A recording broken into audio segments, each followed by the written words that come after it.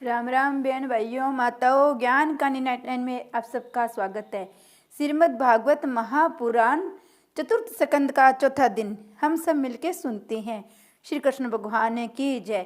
तीसरे दिन हमने सुना शिवजी और पार्वती माँ की वार्तालाप। पार्वती माँ अपने पिता दक्ष के बिना बुलाए वहाँ यज्ञ में चली जाती है और वहाँ शंकर भगवान का अपमान देखती है। शंकर भगवान का अपमान उनसे सहन नहीं होता है तो अग्नि में कूदकर अपने प्राण दे देती है और उनको गुस्सा शांत करने के लिए वहाँ पे कोई भी नहीं होता है। सब देवी देवताएं सब देख के चंकित रह जाते हैं कि सती ने कैसा किया। सती को संतोष नहीं हुआ और सब शंकर भगवान को पता चलता है तो शंकर भगवान को गुस्सा नहीं आता है, क्योंकि शंकर भगवान के सिर पे गंगा विराजमान है। जिसके सिर पे गंगा विराजती हो उनको क्रोध नहीं आता है। शंकर भगवान अपने गणों की सुनता है तो उन्हें गुस्सा आता है, तो शंकर भगवान क्रोध के मारे अपने सर से बाल फाड़कर प्रकट करते हैं वीरभद्र को, और वीरभद्र वहां जाकर तबाही मचाता है। श्री कृष्ण भगवान की जय, शंकर भगवान की जय। आगे हम सुनते हैं। सब देवता कैलाश में आते हैं। महादेव जी ब्रह्मा जी की साष्टांग प्रणाम करते हैं। देवता सब शिव को नमन करते हैं। ब्रह्मा जी हंसते हुए कहते हैं, यज्ञ को उत्पन्न करने वाले आप है, विध्वंस करने वाले भी आप ही है, अतः यज्ञ परिपूर्ण हो ऐसा कीजिए। आप भी वहां पधारिए। शिवजी भोले हैं, आने के लिए तैयार हो गए। यज्ञ मंडप में रुधिर की नदियां बहती हुई देखी तो वीरभद्र को उलाहना दिया। मैंने तो तुझे शांति से काम लेने के लिए कहा था। वीरभद्र क्षमा याचना करता है। दक्ष के धड़ पर बकरे का सिर लगाया गया। बकरा अति कामी होता है। शिवजी की निंदा करने वाला दूसरे जन्म में बकरा बनता है। अज का दूसरा अर्थ है पर ब्रह्मा। दक्ष के धड़ पर अज का मस्तक रखा गया, अर्थात दक्ष का पर ब्रह्मा दृष्टि प्राप्त हुई। अज मस्तक का अर्थ है ब्रह्म दृष्टि। दक्ष होश में आया, शिव की स्तुति करने लगा। दक्ष प्रजापति ने शिव पूजन किया। उसने कहा, मैं अपने पुत्री सती का दर्शन करना चाहता हूँ। शिवजी ने सती से कहा, तुम बाहर आना चाहती है। जगदम्बा ने इनकार कर दिया। शिव पूजन किया गया तो कृष्ण भगवान प्रकट हुए। कृष्ण का मत है शिव में और मुझ में जो भेद रखता है वह नरकगामी होता है। इस सिद्धांत का भागवत में अनेक बार वर्णन किया गया है। हरि और हर में दक्ष ने जो भेद किया था वह अब दूर हो गया। एकनाथ महाराज जी ने भावार्थ रामायण में हरिहर का अभेद दिखाया है। सत्व गुण का रंग श्वेत है, तमो गुण का रंग काला है। विष्णु भगवान सत्व गुण के स्वामी है, अतः उनका रंग श्वेत होना चाहिए, फिर भी वे गोर है। ऐसा क्यों हुआ? विष्णु काले और शिव जी गोरे। एकनाथ जी महाराज लिखते हैं, शिव जी सारा दिन नारायण का ध्यान करते हैं, नारायण सतत शिव जी का ध्यान करते हैं, इसलिए श्वेत जी को श्वेत रंग मिला और नारायण को शिव जी का रंग काला मिला। इस प्रकार ध्यान में ऐसे गुण हैं जो जिसका ध्यान करता है उसे उसका वर्ण मिल जाता है, अतः दोनों में अभेद है। हरिहर एक है, शिव कृपा के बिना सिद्धि नहीं मिलती। ब्रह्म विद्या में भी शिव कृपा के बिना नहीं मिलती। शिव तत्व एक ही है। यह जीव मात्र को बताने का भगवान का उद्देश्य है। जीव मात्र को शिव जी से मिलने की इच्छा होती है। निवृत्ति धर्म के आचार्य है शिवजी और प्रवृत्ति धर्म के आचार्य है श्री कृष्ण। सब प्रकार की प्रवृत्ति में होने पर भी प्रकृति का जरा भी रंग न लगे, इसका आदर्श श्री कृष्ण ने जगत को दिखाया है। दक्ष के यज्ञ प्रसंग में देखा कि अनन्य भक्ति का अर्थ यह नहीं है कि एक ही देव की भक्ति करो, दूसरे के नहीं। अनेक में एक ही देव का दर्शन करो। भक्ति का ये अर्थ है प्रभु सर्वव्यापी है। जो सर्व में प्रभु का दर्शन करे वही उत्तम वैष्णव है। अपने एक इष्ट देव में प्रियपूर्ण भाव रखना, दूसरे देव को अपने इष्ट देव का अंश मानकर वंदना करना। पत्नी अन्य भाव में पति में रखती है, दूसरे संबंधियों में सामान्य प्रेम रखती है। कई वैष्णव कहते हैं हम शिव जी को पूजन करेंगे तो हम अन्य आश्रम को दोष लगेगा। ये भूल है। 5 देव एक ही है, उनमें भेद बुद्धि मत करो। शिव और पार्वती के विवाह किसमें भी श्री गणेश का पूजन किया गया था। गणपति भी ब्रह्म स्वरूप है, वे तो नित्य है, परंतु पार्वती के यहाँ उनका अवतार हुआ था।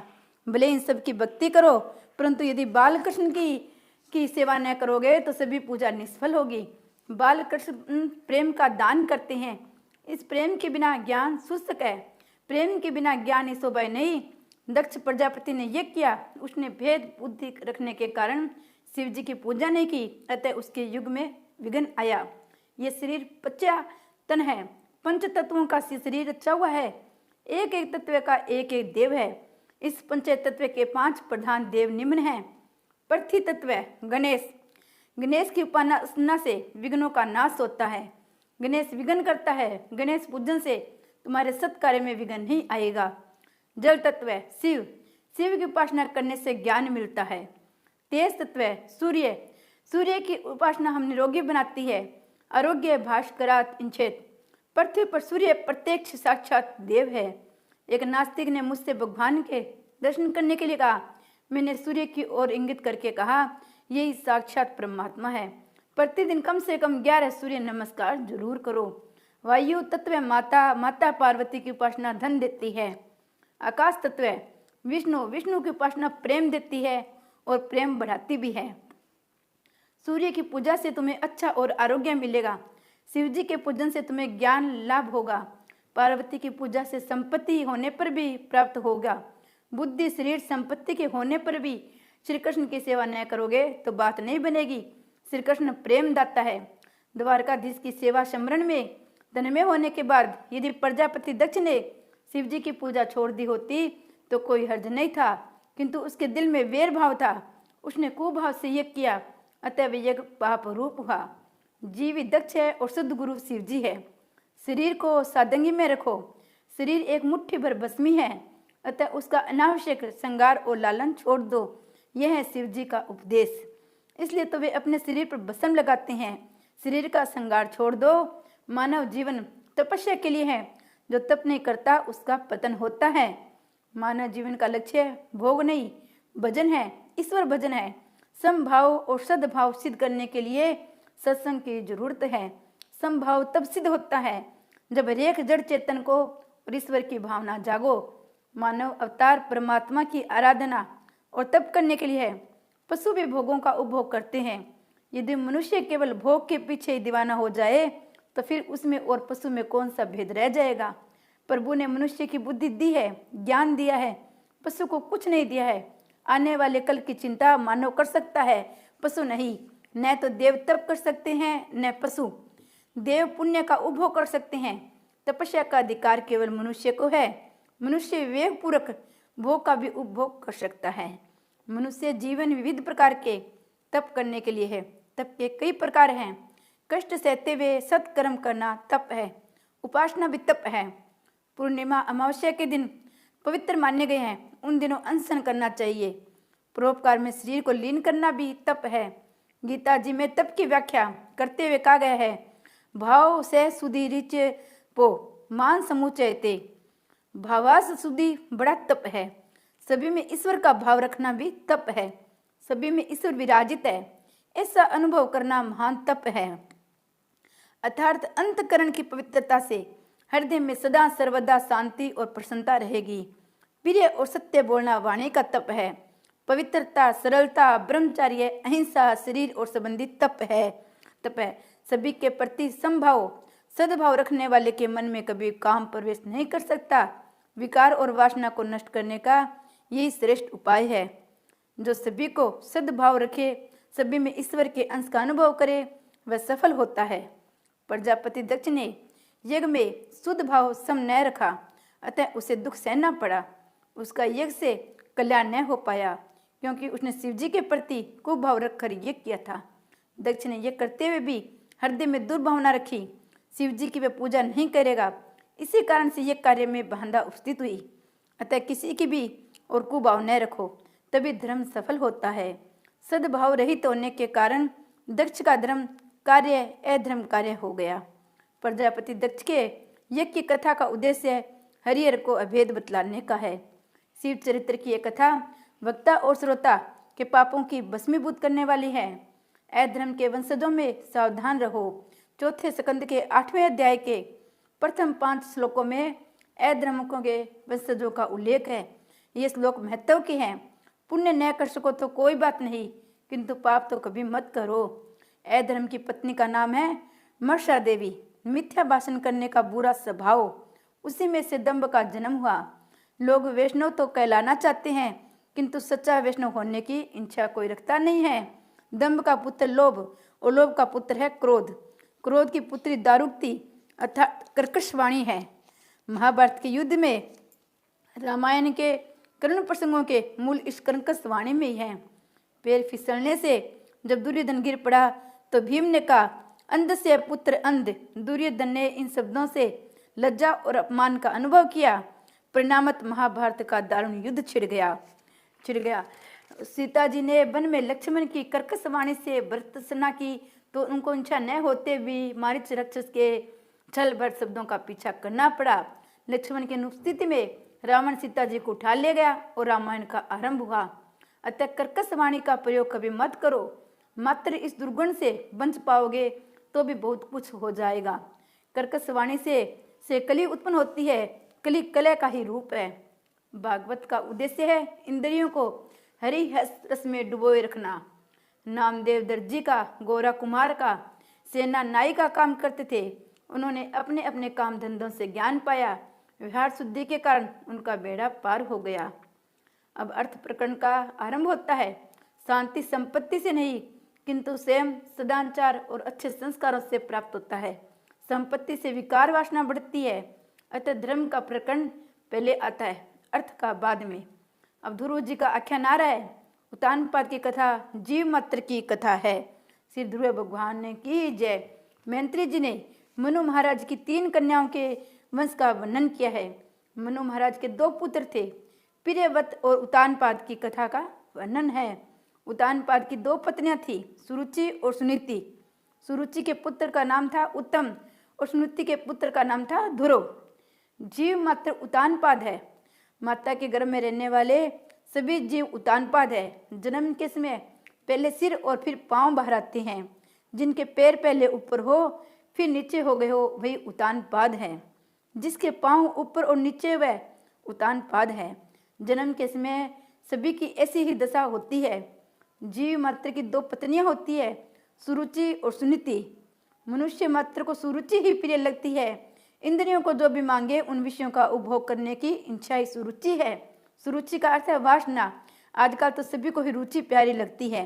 मन को, इंद्रियों को जो अच्छा लगता है वही मनुष्य करने लगता है।